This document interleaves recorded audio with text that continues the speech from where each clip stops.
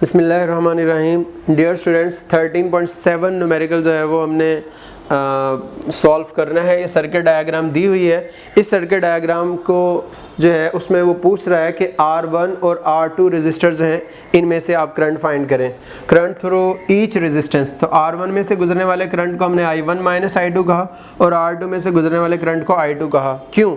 उसकी वजह यह है कि हमने फर्स्ट किया, हमने करंट के दो पाथ लिए। किरचॉफ सेकंड रूल में हमने पढ़ा था करंट की डायरेक्शन या सब में क्लॉकवाइज लें या सारी लूप्स के अंदर एंटी क्लॉकवाइज डायरेक्शन में लें। तो इसमें हमने करंट की डायरेक्शन एंटी क्लॉकवाइज ली, तो दूसरे वाली लूप में भी एंटी क्लॉकवाइज ले ली। अगर आप क्लॉकवाइज लेना चाहते हैं तो इसमें क्लॉकवाइज डायरेक्शन में करंट की डायरेक्शन को शो करें, इसमें भी क्लॉकवाइज डायरेक्शन में करंट की जो है वो डायरेक्शन को शो करें। अच्छा, अब इसमें ये करंट की डायरेक्शन है एंटी क्लॉकवाइज, इसको हमने I1 कह दिया, इस लूप करंट को हमने I2 कह दिया।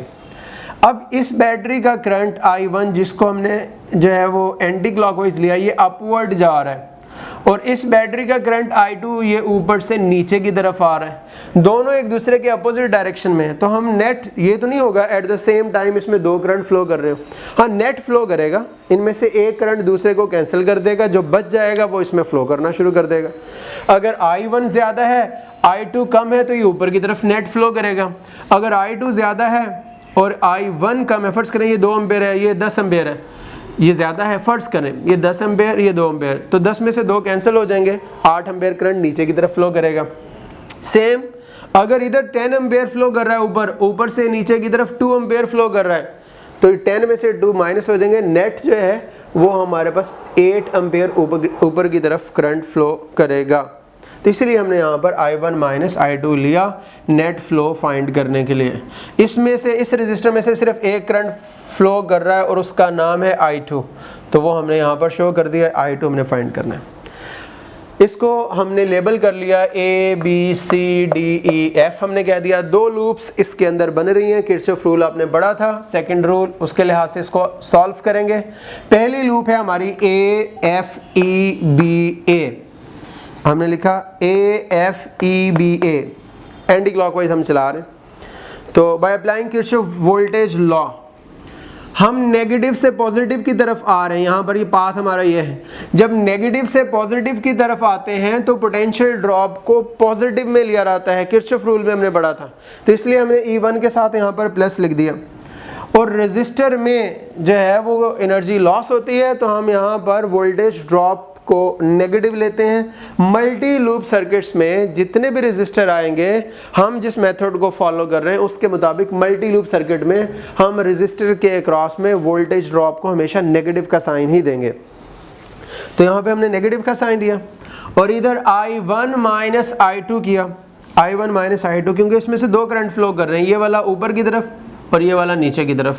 तो I1 माइनस I2 क्यों किया? रूल ये है, मेथड ये है कि जिस लूप की इक्वेशन राइट कर रहे हैं उसके करंट को बड़ा कंसीडर करेंगे और दूसरे वाले को उससे माइनस करेंगे। तो ये हमने किया I1 minus I2 into R1, ये वोल्टेज ड्रॉप लेने के लिए हमने I इंटू R कर दिया। I1 minus I2 into R1, ये वोल्टेज ड्रॉप आ गया across this resistor. The algebraic sum of all voltage changes in a closed circuit or loop is equal to 0, ये हमने लिख दिया। अच्छा, E1 की वैल्यू कितनी थी? 9 वोल्ट, वो यहाँ पर लिख दी। और उसके बाद I1 माइनस I2 ये वैसे ही लिखा और R1 की जगह पर ये 18 इसकी वैल्यू है वो हमने लिख दी, इसको हमने लिखा, ये इक्वेशन 1 बन गई। उसके बाद जो है हम सेकेंड लूप हम ले रहे हैं। सेकेंड लूप हमने कौन सी ली है? D C B E D, D C B E D, ये हमारी सेकेंड इक्वेशन। यहाँ पर हमने जो है वो किरचॉफ सेकेंड रूल अप्लाई किया। फिर हम लोअर पोटेंशियल से, हमारा पाथ लोअर पोटेंशियल से हायर की तरफ है।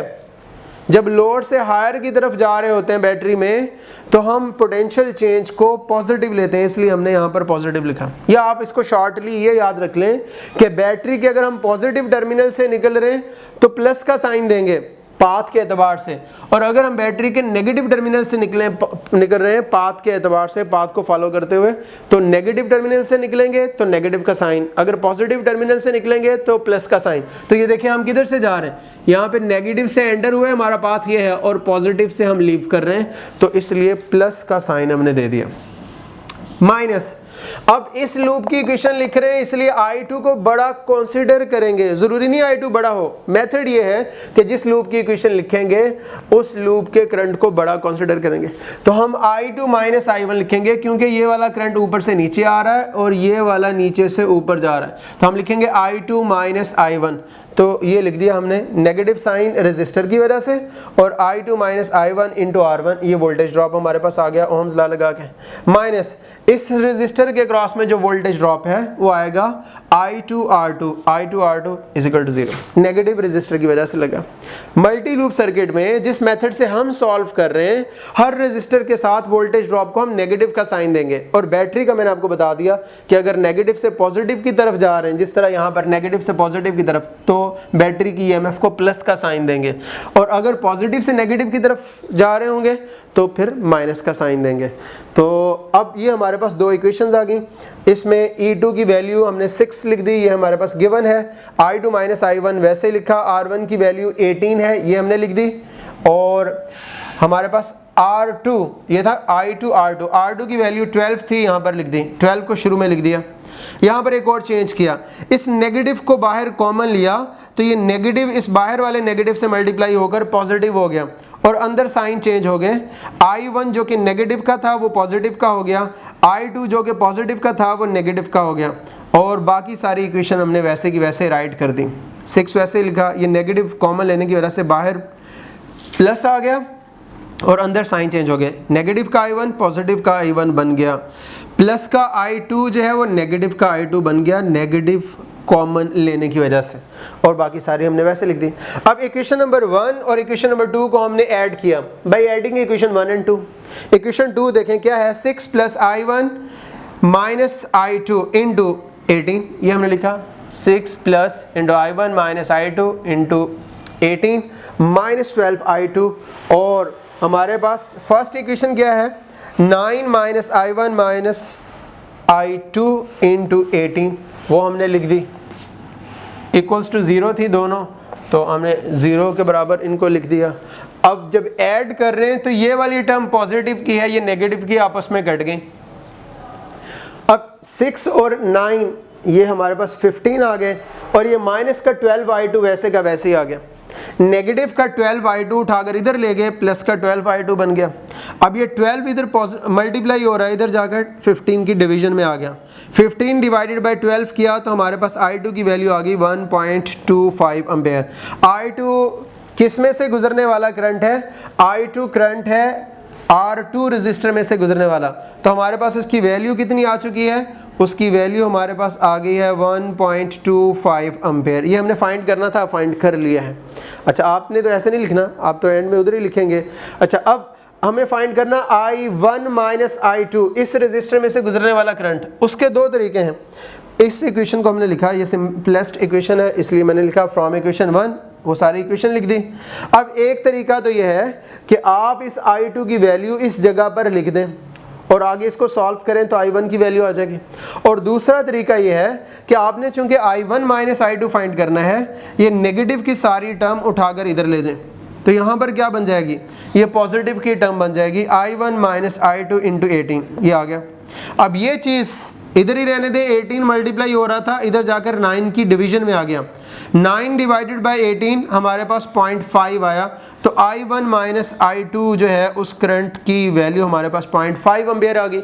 एक मेथड मैंने आपको बता दिया है, दूसरा मैंने सॉल्व नहीं किया, वो आपको बता दिया है, वो आपने खुद ट्राई करना है। जस्ट आपने क्या करना है, I2 की जगह पर यहाँ पर 1.25 पुट करना है और आगे इसको सॉल्व करना है, तो आप फिर देखेंगे आपके पास I1 की वैल्यू आ जाएगी। I1 की वैल्यू आपके पास 1.75 आएगी। उस 1.75 से आपने ये 1.25 को माइनस करना है, तो आपके पास I1 माइनस I2 की वैल्यू 0.5 आ जाएगी। हमने डायरेक्ट फाइंड कर लिया। तो आप दोनों मेथड से जो आपको इजी लगे सॉल्व कर सकते हैं। तो आज के लिए इतना ही काफ़ी है। ये फिर कल इंशाल्लाह हम नेक्स्ट न्यूमेरिकल को सॉल्व करेंगे। हमारी वीडियो का जो टाइम है वो भी एक लिमिटेड टाइम है कैमरे में जी।